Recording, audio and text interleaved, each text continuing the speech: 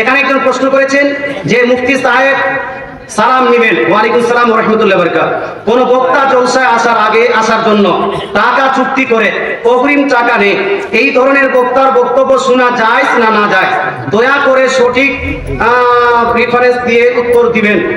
সেই টাকা অগ্রিম দিয়ে সেই টাকা মসজিদের টাকা। মুসলমান খুব পেচিদা করে খালি প্রশ্নটা লিখেছেন, মানে পেজের উপর পেজের উপর লাস্টে মসজিদের টাকা উঠে দিয়েছে, যেন মুফতি সাহেব না বলতে। মুসলমান আপনাকে বলতে চাই, জালসা করার জন্য টাকা নেওয়া আমার বিশ্বাস মোতাবেক, আমার জানা মোতাবেক এই প্রসঙ্গে ওয়াজ করার জন্য, এই যে জালসা বক্তৃতা করার জন্য টাকা নেওয়া, আপনার টাকা চুক্তি করা, এই প্রসঙ্গে উলামায়ে আহলে সুন্নাতের মধ্যে মতভেদ আছে। কিছু উলামায়ে কেরাম জায়েজ করেছেন, কিছু উলামায়ে কেরাম নাজায়েজ করেছেন বিষয়টা। প্রথমে এটা টোটালি নিষিদ্ধ, নাজায়েজ হারাম ছিল। মুতাকাদ্দিমিনের জামানায় টোটাল নিষিদ্ধ নাজায়েজ। ইভেন ইমামতি করার জন্য টাকা চাওয়া এটাও নিষিদ্ধ নাজায়েজ ছিল। কথা বোঝা গেল? এই মাদ্রাসায় পড়ানোর জন্য টাকা নেওয়া এটাও নিষিদ্ধ নাজায়েজ ছিল।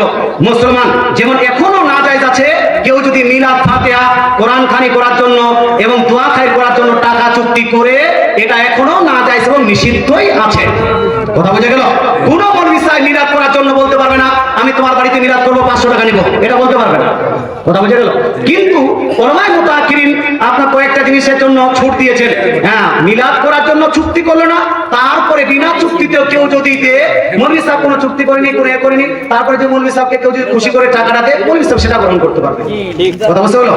সেটা যদি বিনা চুক্তিতে কেউ নিয়ে গ্রহণ করতে পারবে, এটা তোহফাটা গ্রহণ করা যায় আছে। কিন্তু উজরাত করা যাবে না, ইস্তেজার করা যাবে না। কথা বোঝা গেল?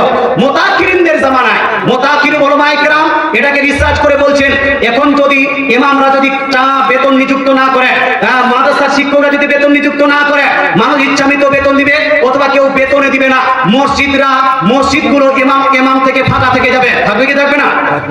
ফাঁকা থেকে যাবে, কারণ ওকে ফ্যামিলি তো চালাতে হবে, এই জন্য মুতাআখিরিনরা গবেষণা করার পরে মুতাআখিরিন উলামায়ে কেরাম বলছেন যে ইমামতি করার জন্য টাকা নেওয়া এটা হলো জায়েজ।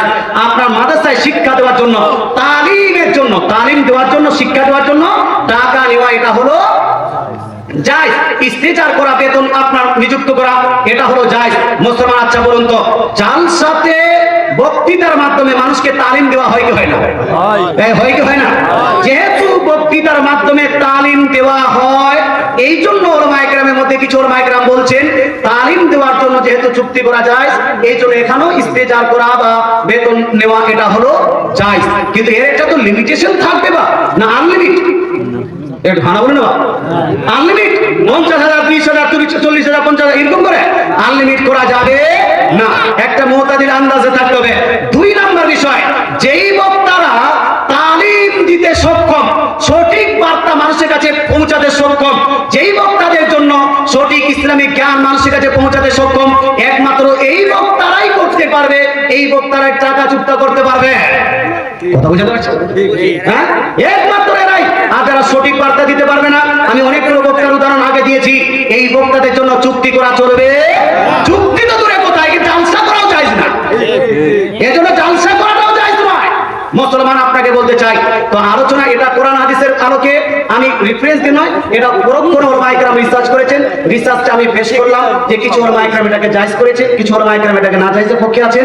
আমার জানা মতে, আমার রিসার্চ মোতাবেক বেশ কিছু উলামায়ে কেরাম, বিশেষ করে আমার জ্ঞান মোতাবেক আলা হযরত আসিমুল বারাকাত মুজাদ্দিদ দ্বীন মিল্লাত আলী আহমদ ইসমান ফাতোয়া ইসবাহ শরীফেও এই ইস্তেজার আলা তালিমকে সাপোর্ট করেছেন।